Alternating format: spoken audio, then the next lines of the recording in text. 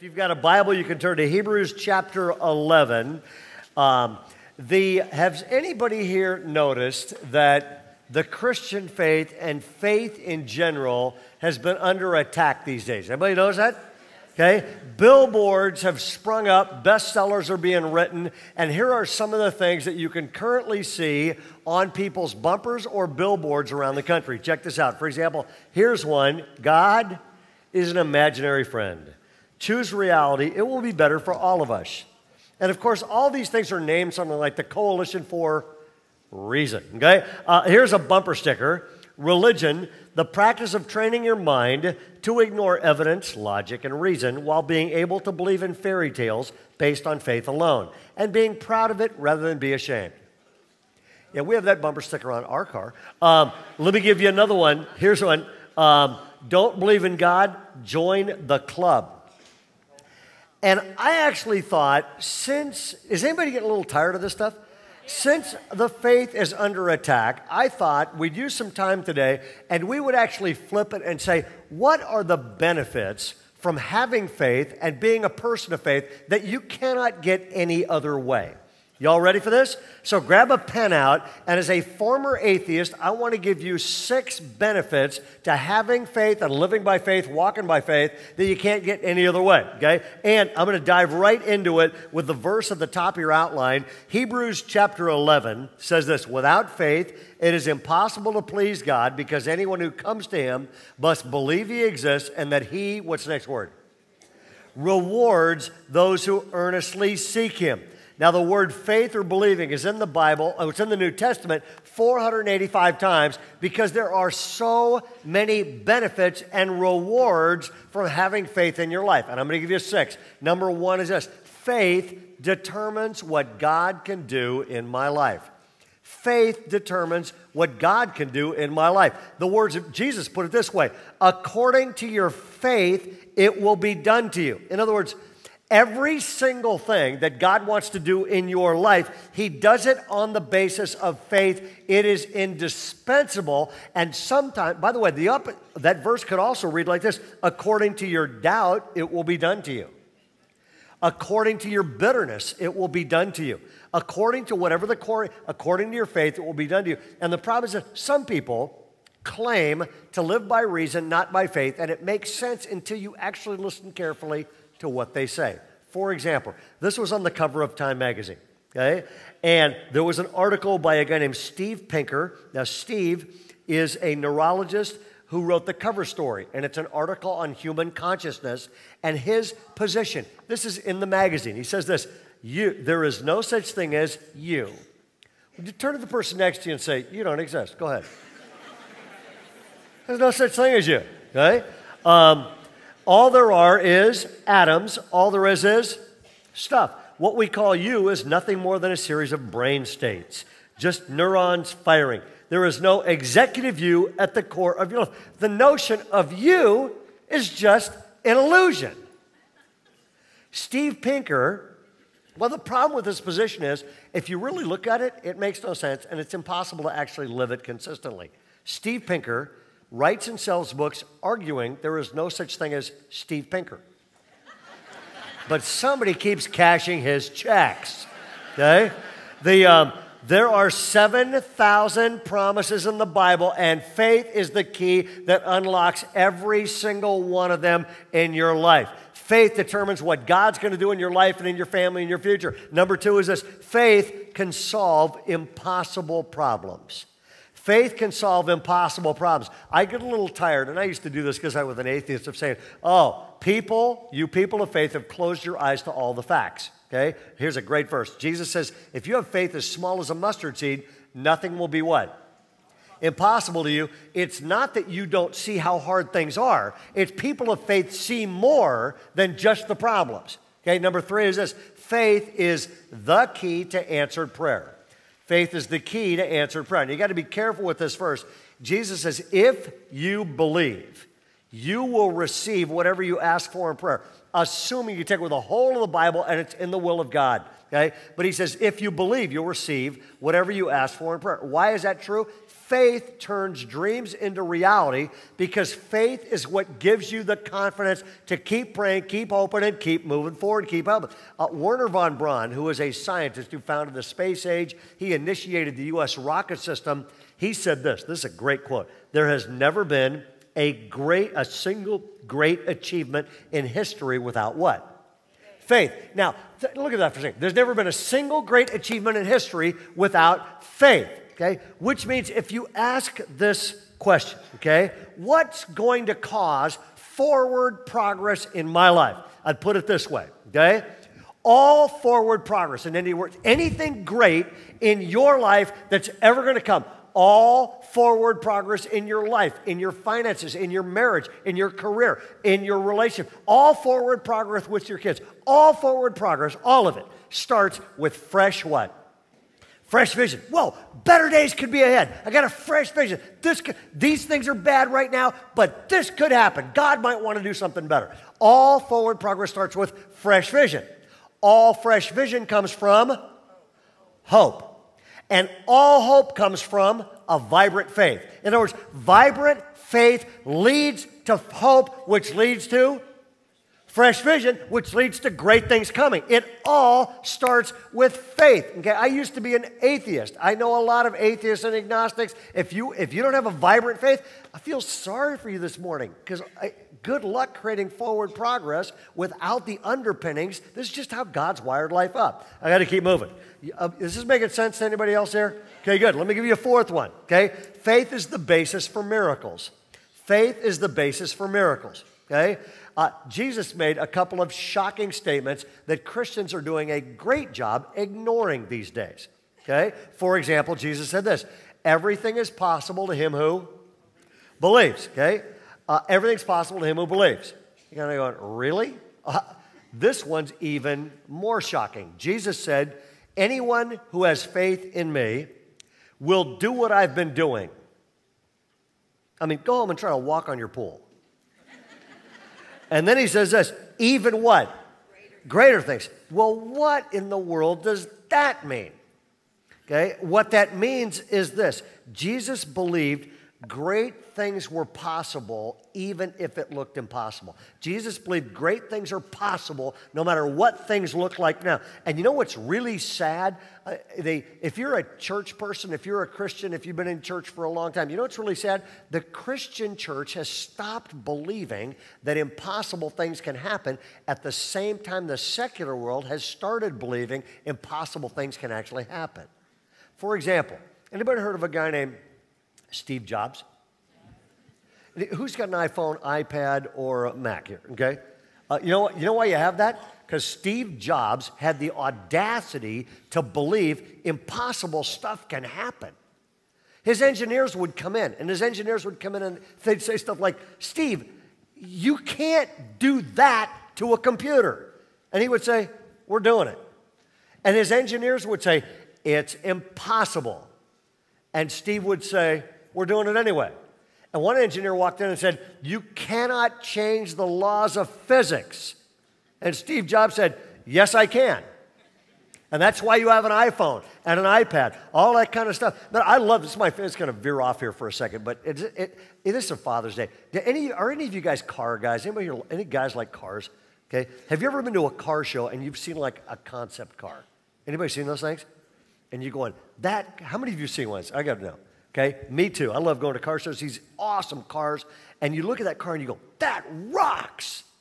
Then you see the thing they came out with 6 years later, and you go, that's a Pinto. And you go, and Steve Jobs said, what happened from the concept car that everybody wanted to the Pinto that's an embarrassment to be in? And he basically said, you know what happened is? All these people told everybody it was impossible, and this is what you end up with. Faith is the basis for miracles. And by the way, side note here, watch this. Every single miracle in the Bible started because somebody had a problem. Do any of you have problems like in the last month or two? Anybody got any problems right now? Good. Okay. Are you sitting next to the source of those problems? Anybody? I'm kidding. Don't pretend. If you have problems and you have faith, you have the ingredients it takes for a miracle. Number 5 is this. Faith is the way to please God. Faith is the way to please God. If you ask the average American, like, what do you really think? What does God look down and goes, I'm really pleased with that person? Why? Most Americans in their heart of hearts believe it's because of this stuff. Some of them are going, watch this. Some of them think, okay, it's because of rituals. Okay? It's because of rituals. If you chant certain prayers over and over and over again and sing Gregorian chants and light candles and do some ritualistic things, then God will be pleased with you. You know what's funny though? That's not what the Bible says. Some people, the way God's pleased is, here's the second one, rules and regulations. You make a huge list of things that you're supposed to do, and you make a huge list of things you're not supposed to do. You do all the stuff you're supposed to do, and you don't do any of the things you're not supposed to do. God looks down and goes, yeah, that rocks. I'm pleased with that person. You know what's funny, though? That is not what the Bible teaches. Or other people go, well, then it's religion. Let's install some stained glass, put some crosses around here. Let's observe certain holy days, wear robes in church. Let's do communion and catechism and confirmation. And if you're a religion enough person, God looks down and says, now that person's on my A list. You know what's funny is the Bible says God is not interested in rituals, religion, regulations. There is one way to please God. Check it out. It's right here in your Bible. Without faith, it is impossible to please God, because anyone who comes to him must believe he exists, and he rewards those who earnestly seek him. And I love number 6. Faith is what gives people the confidence to move forward. Faith gives people the confidence to move forward. Nobody has a great life when they're looking back and heading backwards. Faith gives people the confidence. The victory that overcomes the world is our faith. Another way to put this is this. If you have more faith, you will have less anxiety. If you have more faith, you will have less fear. If you have more faith, you will have less uncertainty. If you have more faith, you will have more confidence. If you have more faith, you'll have more. If you have more faith, you will have less discouragement in your life, which is a very good thing. I actually believe this. If people that have more faith have more confidence, more hope, and those are the things that lead to a psychologically healthy person. So the $1,000,000 question is this. With all these benefits, how do I unleash the power of faith in my life? Because the Bible tells all Christians, live by faith. Walk by faith. And most Christians haven't got a clue, how do I do that? So I want to spend the rest of this message, go to the 3rd page, going, how do you walk by faith? What steps do you take to unleash the power of faith in my life? And I thought, being as this is Father Day, by the way, where's the dads out there? Any dads here? Oh, a ton of you. That's awesome. I thought what I'd do is I would give you 5 dads in the Bible, how they walk by faith. Now, we have any women in here? You know who you are? Okay, good. Same stuff applies, all right? Do we have any teenagers in here? Good. Take good notes. Dad will be happy. Now, here we go. What I'm going to do is I'm going to cover, say the names with me. First person is Abel. Second is Enoch. Third is Noah. Anybody heard Noah? No? Okay, good. Fourth is Abraham. Last is Mo. Okay, we're going to take a look at these 5 men. They are all in the same chapter in the Bible, Hebrews 11, the great chapter of faith. And God uses them as shining examples of how to put faith into action. Here we go. Faith. Number 1, when Abel put his faith into action, it gave him confidence to give. It gave him confidence to give. It's interesting. In God's Hall of Fame, the first guy that gets mentioned, the very first guy is mentioned because he's generous. His name was Abel. Now, how do you run into Abel? The very beginning of the Bible, Adam and Eve left the garden, and then they raised Cain. And after they raised Cain, they had Abel. Abel gave an offering, and God put him into Hall of Fame. And it's interesting. It was not how much he gave. It was how he gave. Check this verse out, Hebrews 11:4. It was, circle the word faith. There's 3 words I'm going to have you circle. It was faith that made Abel's, circle the word offering, a better, circle the word sacrifice than Cain's. And this is incredible. Through his faith, what's the next 2 words? God approved of his giving. Why did God approve of his giving? Because here's what happened. The second somebody takes their faith and gives a sacrificial offering, God says, that person just gave by faith, and man, that turns me on. That's what fires up God. I'll give you, maybe the best way to do this is to get real personal. My daughter's going to kill me for telling you this, but every time I tell a story about my kids in a message, they get $5, so she'll actually be happy. My kids have come up to me before and said, Dad, I'm broke, tell a story about me. My daughter Leslie, who's a junior at Azusa Pacific University, a subsidiary of William Jessup University, she came and home, and she says, I'm so excited. And a couple weeks ago, actually a week ago, she went in and she bought a purse that she'd really wanted for a long time and kind of saved up for and made happen. Any of you women like purses? Any of you guys like purses? Okay, this is a whole other story. And so she bought a purse. Now, I know nothing about any of this stuff, but she bought a purse from some guy named Michael Kors. Guys, evidently, this is like Mike is a big deal, okay? Be like Mike. And so, evidently, Michael Kors, Mike sells purses, and evidently Mike makes a lot of money selling expensive purses. Is this right? I know nothing about, people are applauding for Mike. And so she bought this purse from Mike, and it evidently was a lot of money. And she came to me yesterday morning, and she said, Dad, would you go to the mall with me? Sure. She goes, I want to return a purse. And if you take me, the odds they'll take it back go way up. And so I go, sure. And so we're driving, and I'm going, don't you like it? Like you bought it and didn't like it? And she goes, no, I love it. And I go, what's up? And she said, well, take this card out for a second, would you? You have this Compassion First card. Everybody grab this. Matter of fact, make sure the person next to you grabs this thing. All right. We gave these out at Atherton meetings, and and my daughter was at some of this stuff, and I had no clue she was like actually getting it. So she got this card, and we said to everybody, hey, in a week, we're going to have everybody fill this out, and we're going to have them give a one-time massive gift to help us buy land and do some things, and there's 8 things we're going to make happen. And so I had no idea this had registered with my daughter, Leslie. And keep this somewhere. We'll come back to this later. So she goes, and this is awesome. She says to me, no, she goes, that was an expensive purse, and I love it. She goes, but I've been praying about this, and I think God has just told me, return the purse, take all the money, and give it to God to make this stuff happen. Is that, don't apply. Now, before you go, oh, Ray's just, was I proud of my daughter? Absolutely, for one reason. She's turning out just like Mom, okay?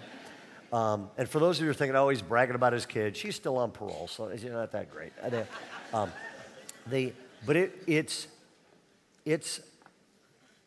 guys, if you were me, how would you have felt about your daughter at that exact moment? Oh, I'm driving her up the mall. I'm going, this kid is incredible. I mean, I'm so proud of her. And you know what's interesting is, if you understand this Bible passage right here, and God and Abel, that is exact. God looks down and goes, Abel just sacrificed something and gave me the money so that I could use it. That's exactly how God feels about you the second you sacrificially give. Does that make sense? And I just have to tell you, I believe this. When Christians in America start getting their faith and they start sacrificing, America will be a different place. If American Christians give sacrificially, you know what would happen? We could wipe out poverty in 3 years, according to some experts in this country, if just church people, Christians, gave sacrificially. It would be unbelievable. And by the way, if you don't think that's happened around here, I got to tell you, you people are incredible. I'll give you a couple examples. You're sitting in a building that people, we've done this before. We've had people get out cards and said, this has to be a genuine sacrifice. Because here's the deal. Like, we're filling this out next week. Some of you in here could give $3 next week, and that would represent a genuine sacrifice, and God will look down and go, way to go. Others of you, you give $300,000, it wouldn't even dent your net worth. And when people start giving sacrificially, he says it was a sacrifice, then God goes, way to go. So for example, you're sitting in a building. We called everybody to sacrifice a few years ago back at Granite Bay High. Who was with us at Granite Bay High? Okay, and what happened is this. We got up and said, we need to sacrifice, we got to buy land, we got to build a building. And this couple who was sitting right here where you guys are, this couple, and sorry about this, this couple, they'd only been a Christian like 2 weeks. And they came up to, really fun people, but they're brand new Christians, wild background. They came up to me after the service and said, we got it. And I said, what? And they said, we figured out how we're going to give. They said, we're going to sacrifice. I said, what are you going to do? They said, we are going to stop drinking and stop smoking for 3 years, and we're going to give all of our alcohol and cigarette money to build this church. Is that awesome or what? Okay? Well, way to go. We had a family. We have any teenage girls in there? Any teenage girls in there? Awesome. This is mine. This family had a meeting, and the family was like, well, we don't think we're going to be able to give. The teenage girl, a high school sophomore, said, well, what if I gave up my phone? How much would that be over 3 years? And the dad said, babe, that would probably pay for the entire building. And she, get this, a sophomore girl. I mean, their cell phones are like their life. She put her phone on the table and said, I'll give it up. Let's give all that money to God. Now, what else are we going to give up? They delayed buying a car for 3 years. They gave $18,000 just by sacrificing a few things most people have simply never had. That make sense? And it's one of those things where you go, there are incredible things. And I also, so here's the deal. Take about this, pray about it because next week we need to take the largest single cash offering we've ever taken as a church. And I'll tell you why when we get to the build section here. But I also want to say thank you. A week ago, or 2 weeks ago, we took an offering for Oklahoma. Got up and said, we're not keeping a dime of this. We're taking an offering for Oklahoma. And we thought people would give $5,000 to $10,000. People gave at the doors on the way out. I've never seen anything like it. You all gave $83,000 is the new total on that. We didn't keep a dime of that. All of it went to this church. The pastor flew in this week, and you know, he told us what happened to the money. It was unbelievable. Every family there with kids that could not afford to have a memorial service for their kids got to honor their kids and bury their kids last week because you paid for the services.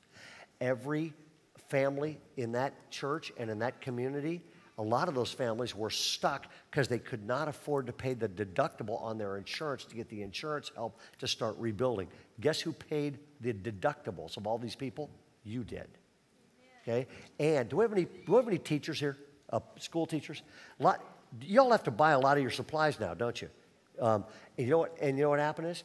They discovered all these classrooms that got destroyed.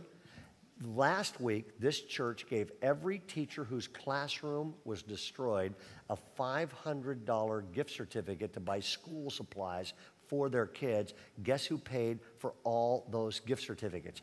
You did. And I just wanted to say thank you, because I actually think here's what's going on. A lot of people are going, what kind of person does God approve of? And I don't know about you, I think our world is getting a little tired of Christians who have bumper stickers on their cars and fish around their necks and Christian songs on their iPods and oversized Bibles and all this kind of stuff, but they don't have the love of Jesus Christ enough in their heart to actually live and give sacrificially to make a dent in the real world. Okay? And I think if we ever got this first one right, the world would be a different place. Does this make sense? No, I got to keep moving. Number one, faith gave Abel the confidence to give. Second is this, faith gave Enoch the confidence to change. Faith gave Enoch the confidence to change. Genesis chapter 5 is one of my favorite chapters in the entire Bible, even though it's a diary of death. It's like this guy lived, he died, he died, he died, he died, he died. And then one guy in it, matter of fact, I got to look up here. I got to read you the story. One guy in it, Enoch. It says Enoch, anybody know how old he was when he died?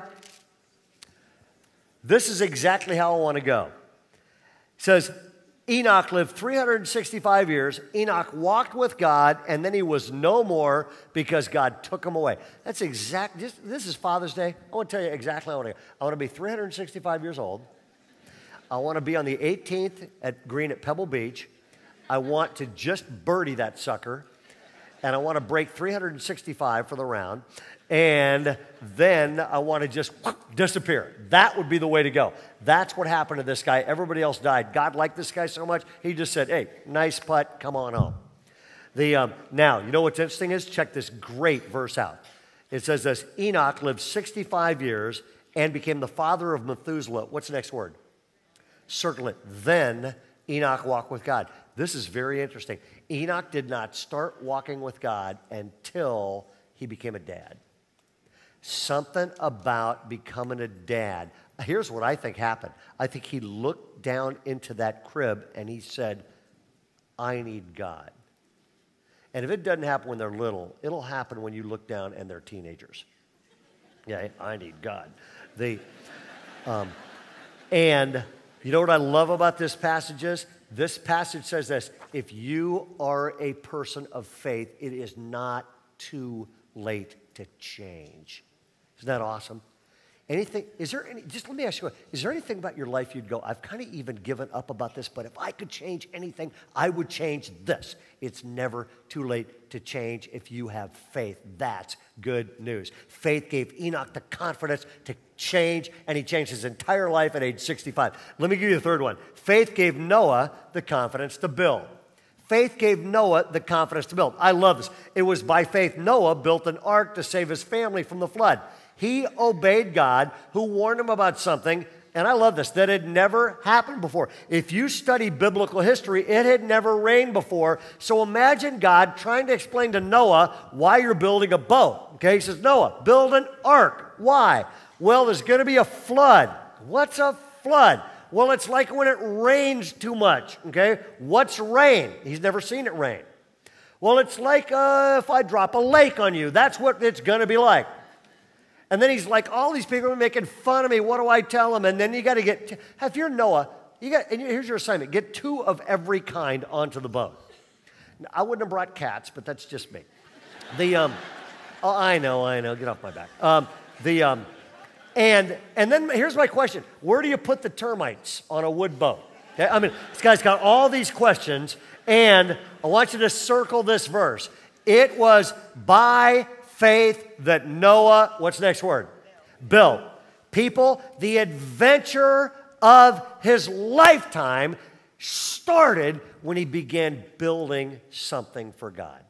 The adventure of his lifetime started when he began building something for God. I'm saying to you, the adventure of his lifetime started when he began building something for God.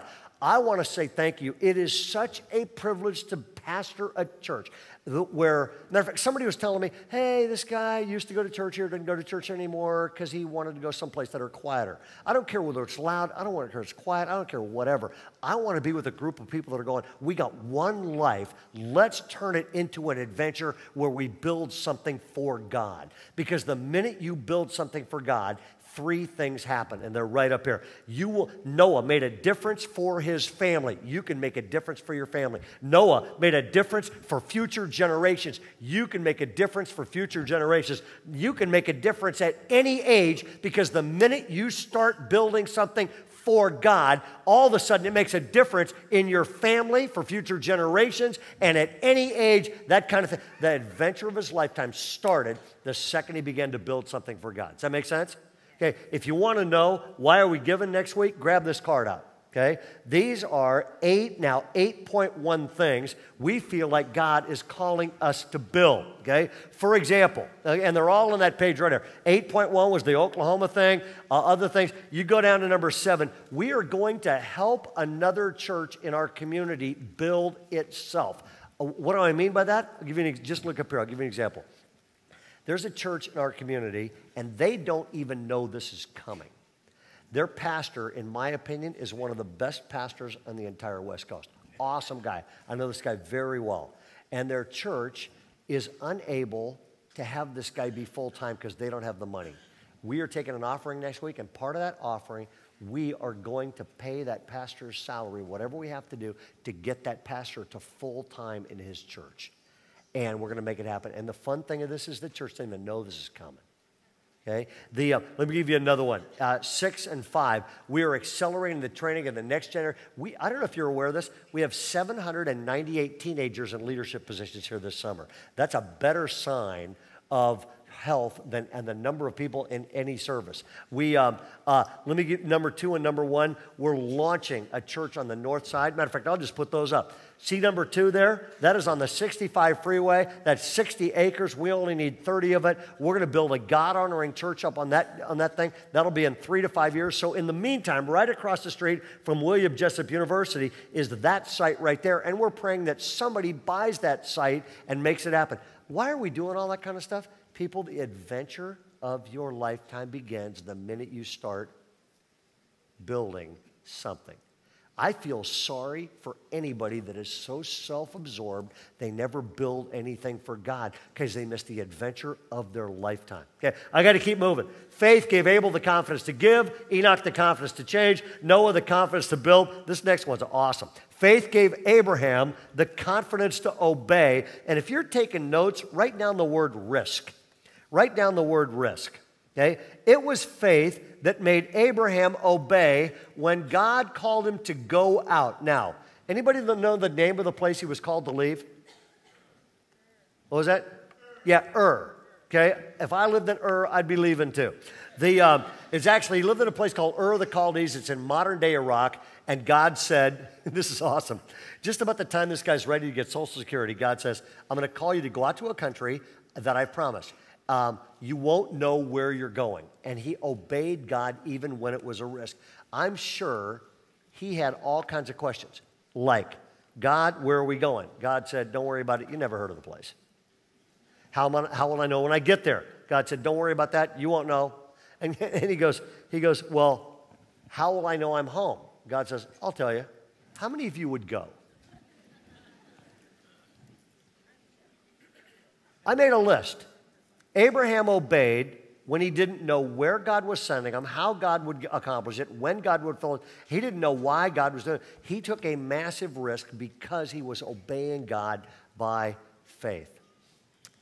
I know what that's like. Most of you aren't aware of this. This happened 4 years ago. There was a church in this town, and the church had about 900 people. They'd built a really nice facility, all this great stuff happening. And this church, their pastor left, and it began to go into decline. It declined to under 200 people, and the whole thing was falling apart. They couldn't pay their bills. They had a $3.8 million mortgage on their church that the bank owned, and the bank was finally foreclosing on a church. And banks don't like to foreclose on churches. How would you like to be known as the bank that foreclosed on a church? Okay? And but the bank finally went, we've had it, we're sorry, we have to take this back, we are foreclosing. They came to us and said, can you help us?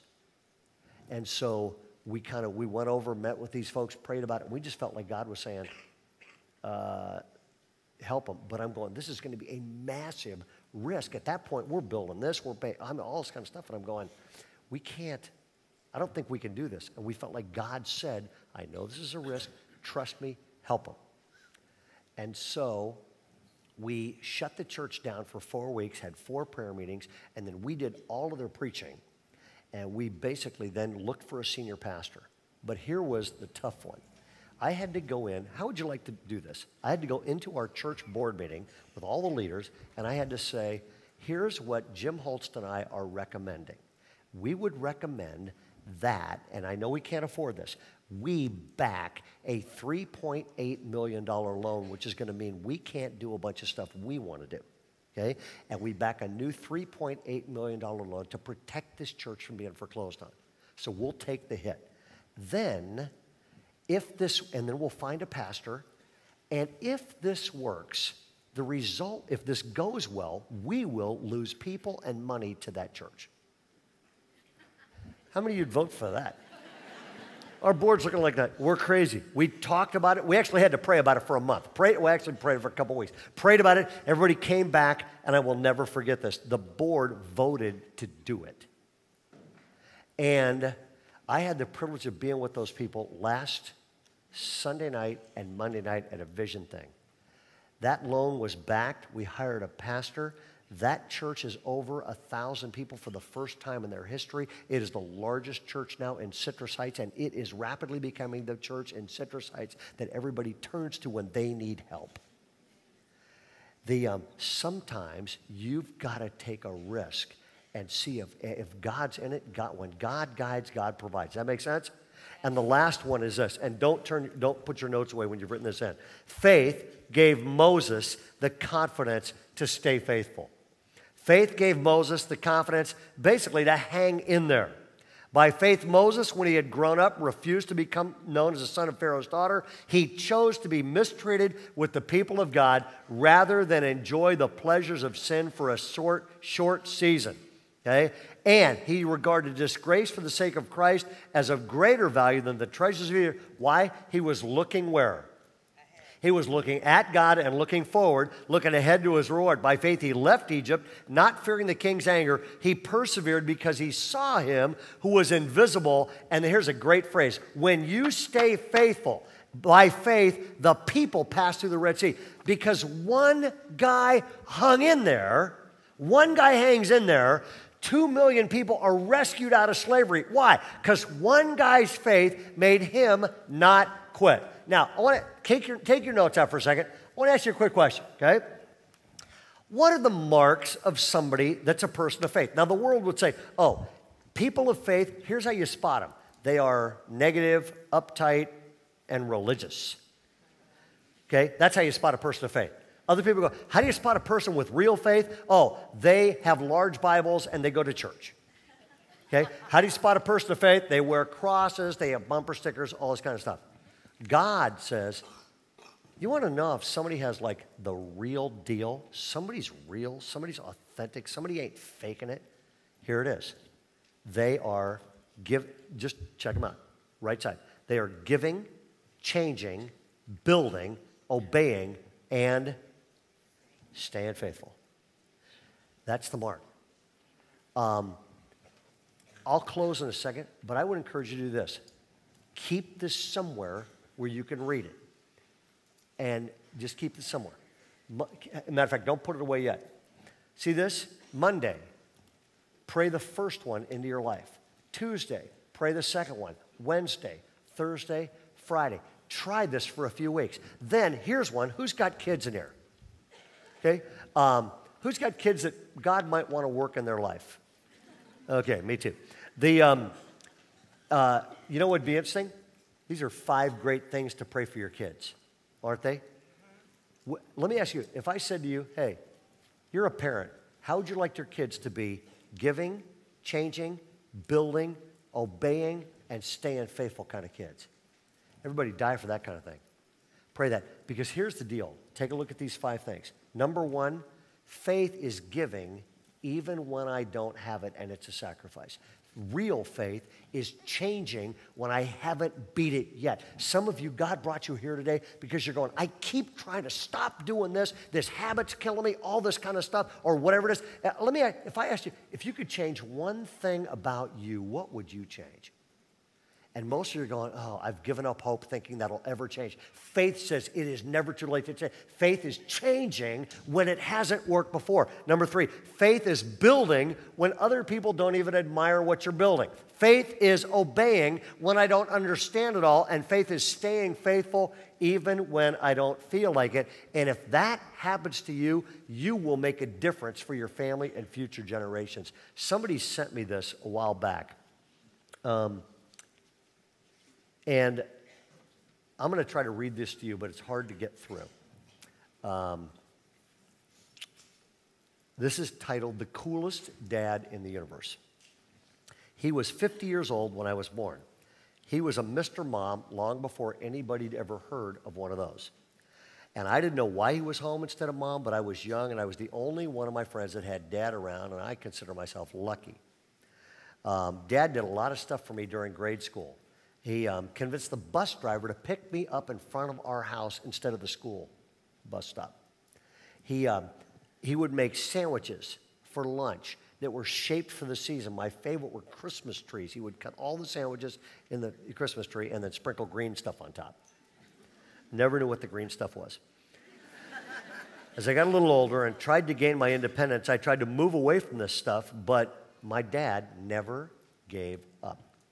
In high school and no longer able to go home for lunch, I began taking my own lunch. My dad would get up early and make it for me. I never knew what to expect. The outside of the sack would be covered with a mountain scene or a heart inscribed with Dad and Angie in the center.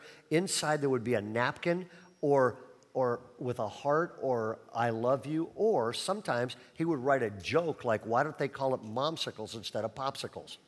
He always had some silly saying to make me smile and let me know he loved me.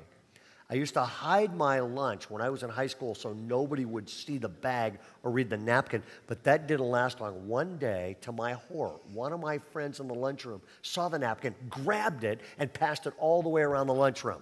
My face burned with embarrassment, but to my astonishment, the next day, all my friends lined up to see the napkin. From the way they acted, I think they secretly wished they had a dad who showed them that kind of love, and I was proud to have him as my dad. And throughout the rest of my high school years, I received those napkins, and I have kept a majority of them to this day. And it didn't end. When I left home for college, I missed seeing my dad after school every day, so I called him a lot. My phone bills got to be pretty high. It didn't matter what we said. I just wanted to hear his voice.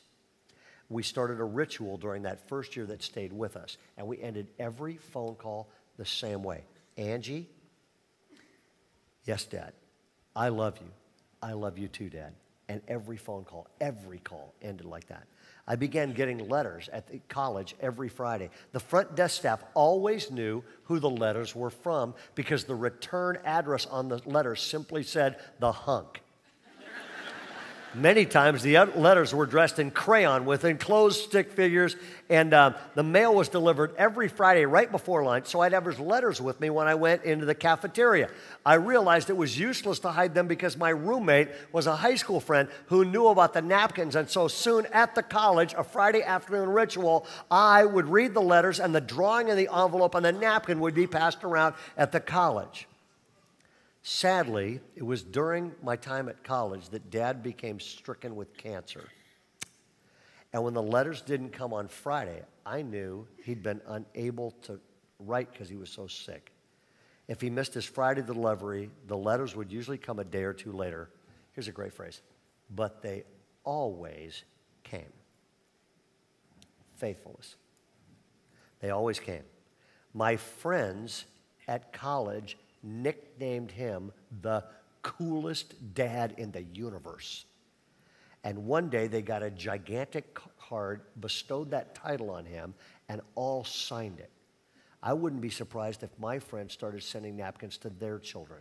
He left an impression that would stay with them and inspire them to give their own children their expression of love. Throughout my 4 years of college, the letters and phone calls came at regular intervals, but then the time came when I decided to go home and be with him because he was growing sicker, and I knew our time together was limited.